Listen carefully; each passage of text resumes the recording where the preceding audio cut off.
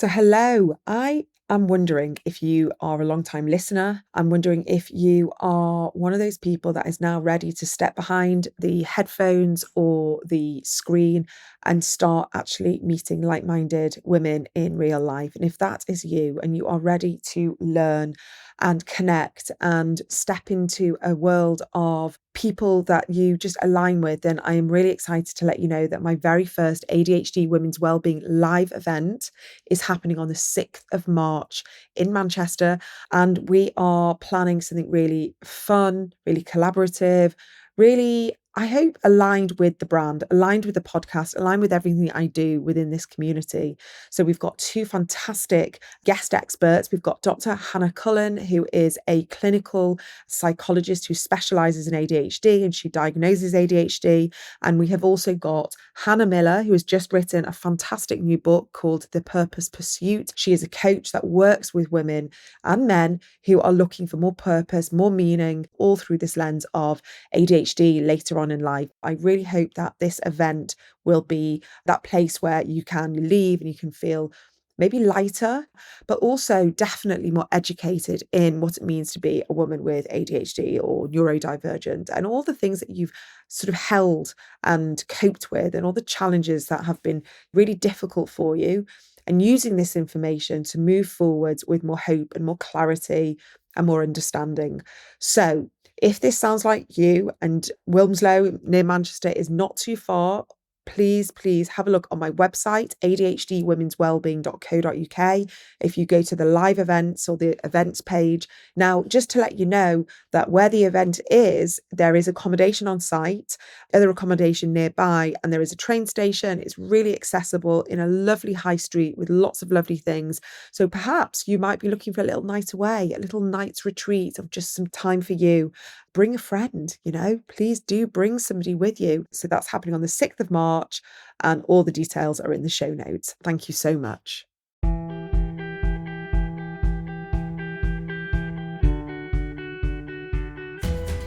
Hi everyone, welcome back to a Monday More Yourself episode. Hope you are all well at the beginning of this week.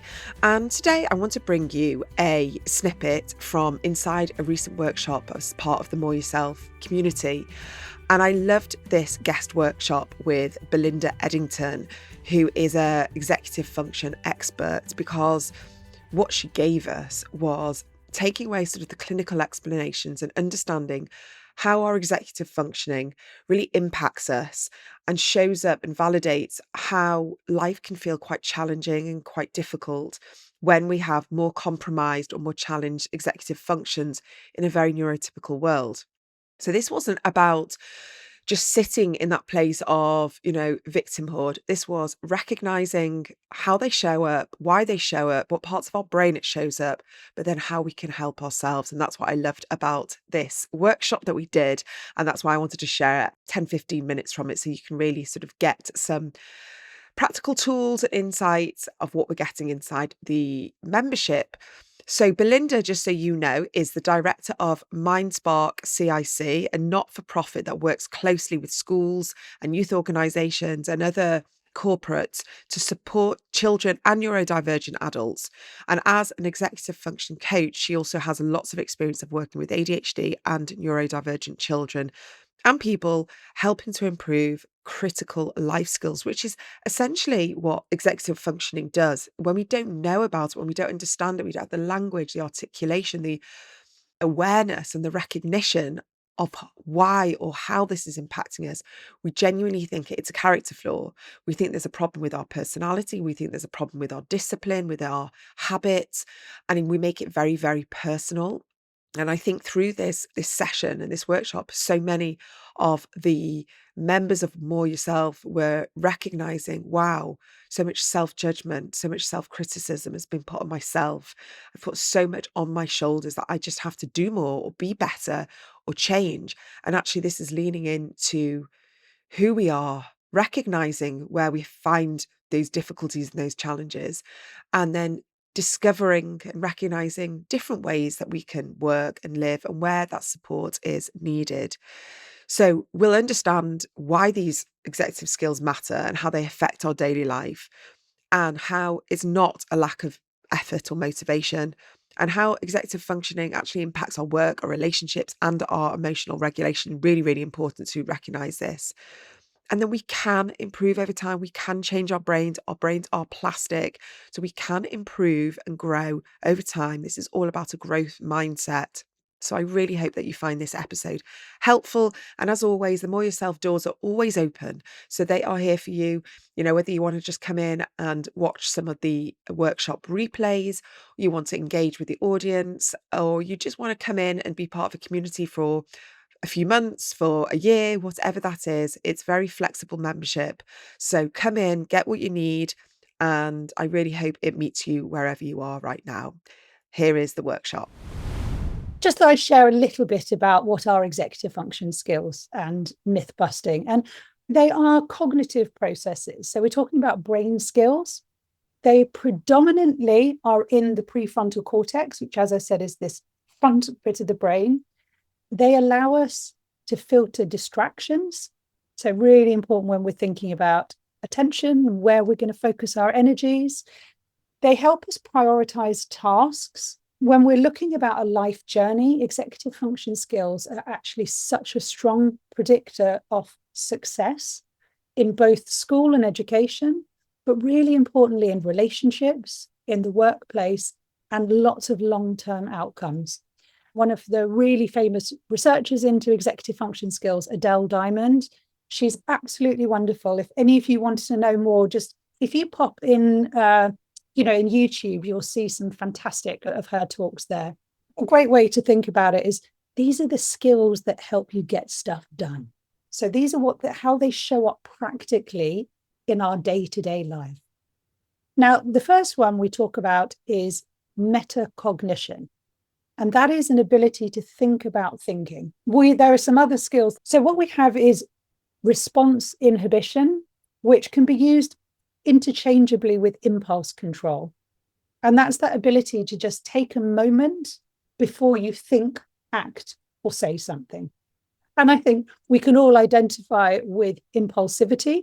And so this is just that internal pause button that you take for a second to think about things. I mentioned working memory already. So that's how you hold information in mind as you're kind of using it in your processing in the moment. So kind of think of it in terms of memory. If you're using a copy and paste button on your computer and you store something on the clipboard, just for like a few seconds, it's there. It's really, really important that you store it for the time you need that information.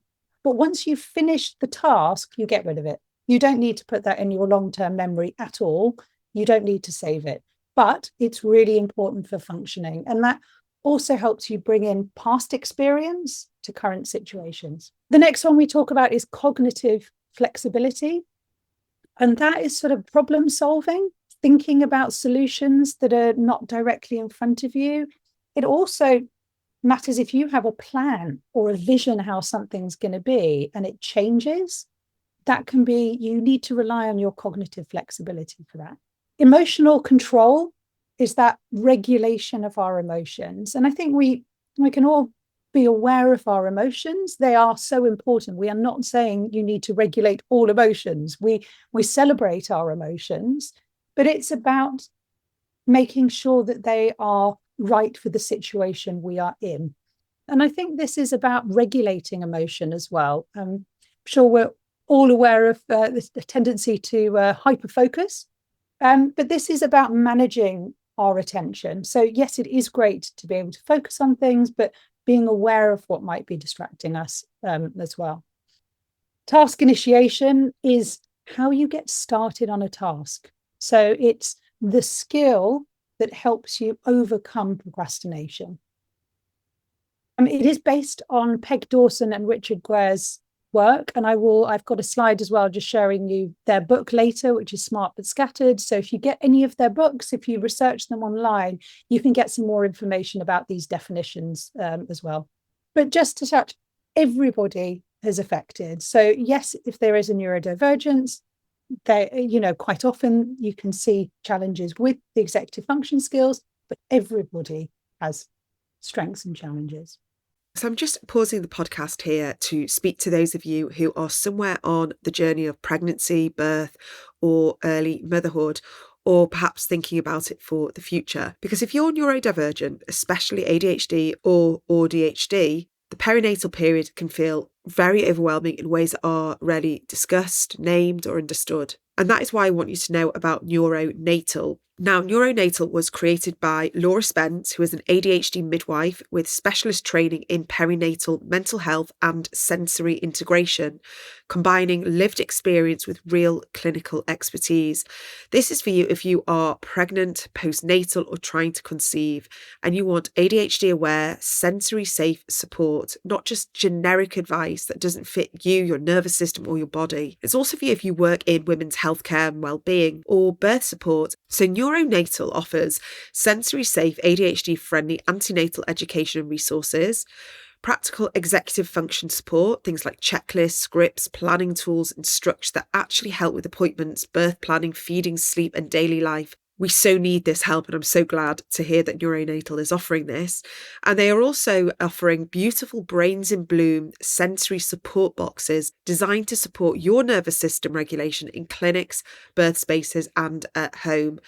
What matters so much is that all of this support is free for ADHD and otherwise neurodivergent women. Neuronatal is a social enterprise. Income from professional training is reinvested to remove financial barriers so support is genuinely accessible. They also deliver specialist training for maternity professionals, so the system around ADHD women becomes safer, more understanding, and more inclusive too. This isn't about comfort alone, it's about safety. We know the perinatal period is a time of increased vulnerability, and ADHD women deserve that care that recognises how hormones, sensory processing, and executive function really interact. So please visit neuronatal.org. That's neuronatal.org to access free ADHD-friendly pregnancy and postnatal resources, join the mailing list for upcoming neurodivergent inclusive antenatal classes and sensory support boxes. And if you can, please do share Neuronatal with your midwife, because this isn't being too much. This system just wasn't built with neurodivergence in mind. And I really hope that Neuronatal is going to help change that. Now back to today's episode.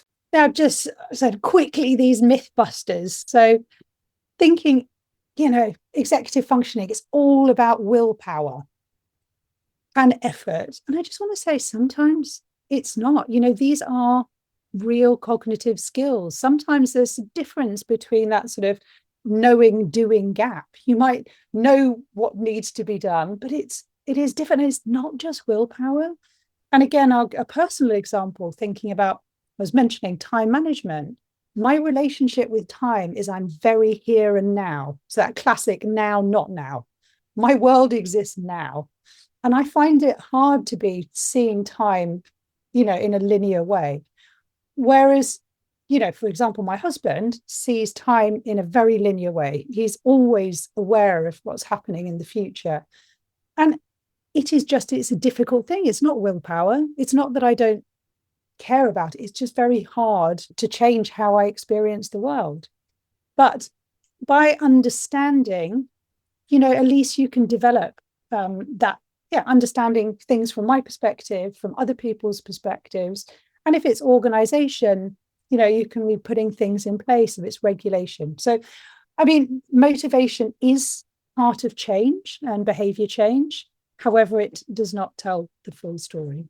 I'm going to introduce just for a few minutes some of the things that impact executive function skills.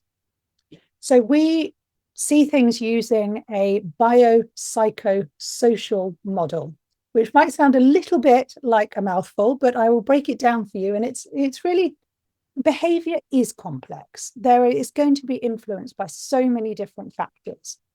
It's quite useful to break things down to things that are neurobiological. So everything in our body, from a cellular level to the chemicals, for example, the dopamine or the neurotransmitters in the brain, what's going on that level, but to our whole bodies, to our fitness, to our, have we had enough sleep? Are we rested?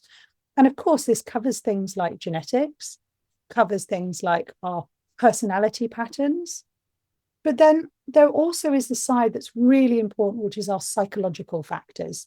if you have had so many negative comments and you have this sort of self, shame or blame or negative mindset because of life experiences, that's impacting how you feel and that sense of self.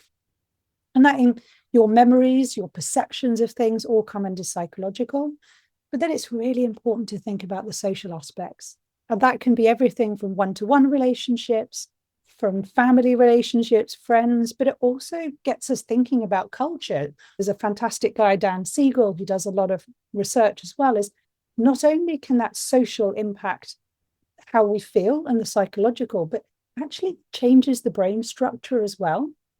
But this is quite useful to be unpicking what can be influencing someone's behavior and in particular, their executive function skills. What can be impacting our executive functioning? And some of you may have come across Professor Russell Barkley. Again, lots of really fantastic content of his, if you want to pop them in Google. Now, he's saying there's lots of people who might have that on that big circle challenges with their executive function skills, but there is a large overlap with those who have ADHD. And he actually says you could rename ADHD. It might even be better as an executive function deficit disorder, might more clearly describe the challenges with ADHD. And then you have an overlap as well with an autism diagnosis where, quite often there are challenges with executive functioning, but they're not quite as overlapping as with an ADHD diagnosis. I really just want you to think about, how can we use this understanding to reframe behavior? Now, we talk a lot about an executive function lens. So if we start looking at behavior, taking on board what we've just been sharing. And I love a reframe. So here if we are going to reframe this behavior, and if we're talking about ourselves, I'm not lazy. It's not that I don't have focus. I'm not disorganized, impulsive, forgetful. If we kind of go, I notice I'm having a challenge with my task initiation. What is impacting my ability to regulate my attention or to be organized, or my challenges with response inhibition? Okay, my working memory, that is why I keep, forgetting to follow up a task. And if using this language really shifts, and not it is a problem with me, it is a skill. And then it is a skill that I can work on or put scaffolds in place. I want to touch on the concept. Neuroplasticity is so important. Our brains continue to be malleable and change over the lifespan. So even whilst some things are challenging, we can work and we can rewire the brain. And we talk a lot about growth mindset as well. And it's almost like neuroplasticity is the science behind a growth mindset. And a growth mindset is, you may know, it's like the power of yet. I cannot do this yet. I know learning is going to be a challenge, but I can change. And it's a bit like the analogy of growing a muscle in the gym. The more you use it, the more you strengthen those pathways. I just want to introduce you to some ways how we can be supporting executive functioning. So the first thing, and we've been talking about already, is reflecting on your own strengths and challenges. Really knowing your own profile pattern can be really, really helpful. Sometimes it is us identifying the barriers to get us where we want to be. So sometimes we are talking about the challenges because it's through identifying those challenges and barriers we can take the steps to move forward.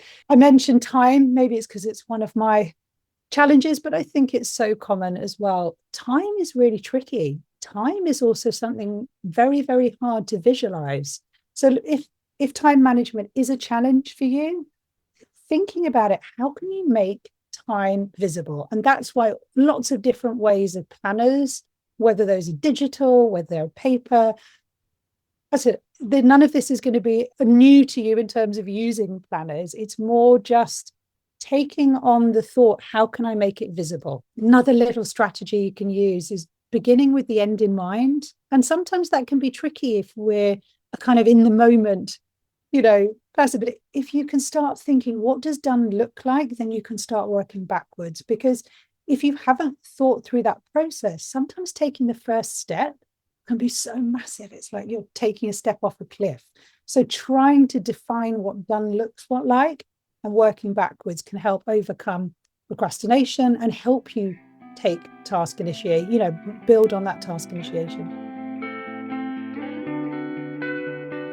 If this episode has been helpful for you and you're looking for more tools and more guidance, my brand new book, The ADHD Women's Wellbeing Toolkit, is out now.